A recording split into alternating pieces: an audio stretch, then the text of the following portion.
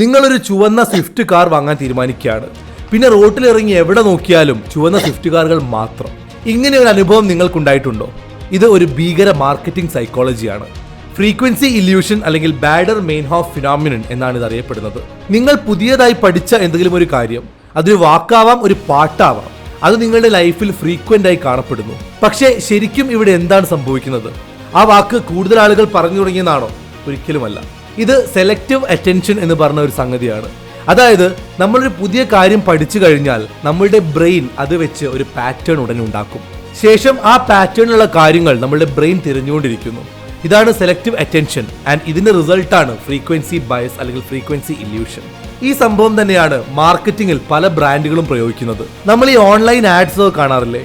ഒരേ പ്രൊഡക്റ്റിന് തന്നെ ആഡ് ഒരുപാട് തവണ നമ്മളുടെ മുന്നിലേക്ക് വരാറുണ്ട്. എന്തിനാണ് ബ്രാൻഡ്സ് പരസ്യങ്ങൾ ഇങ്ങനെ കണ്ടിന്യൂസ് ആയിട്ട് പുഷ് ചെയ്യുന്നത്? നമ്മളുടെ ഒരു പൊട്ടൻഷ്യൽ കസ്റ്റമറിന്റെ മുന്നിലേക്ക് നമ്മളുടെ പ്രൊഡക്റ്റ് ഒരുപാട് തവണ എത്തുമ്പോൾ അവരത് വാങ്ങാനുള്ള സാധ്യത കൂടുതലാവും. അപ്പോൾ നമുക്ക് എന്താണോ സെല്ല് ചെയ്യേണ്ടത് അത് കസ്റ്റമേഴ്സിന്റെ മുന്നിലേക്ക് ഫ്രീക്വന്റ് ആയി എത്തിച്ചുകൊണ്ടിരിക്കുക. ഇതേ ഫ്രീക്വൻസി ഇല്യൂഷൻ ചെയ്യാൻ വേണ്ടിയാണ് നമ്മൾ ഡിജിറ്റൽ മാർക്കറ്റിംഗിൽ റീടാർഗറ്റിംഗ് ഉപയോഗിക്കുന്നത്. ഇതുപോലെ ഫ്രീക്വൻസി ഇല്യൂഷന്റെ അനുഭവങ്ങൾ നിങ്ങൾക്കും ഉണ്ടായിട്ടുണ്ടോ? കമന്റ് ബോക്സിൽ അറിയിക്കൂ.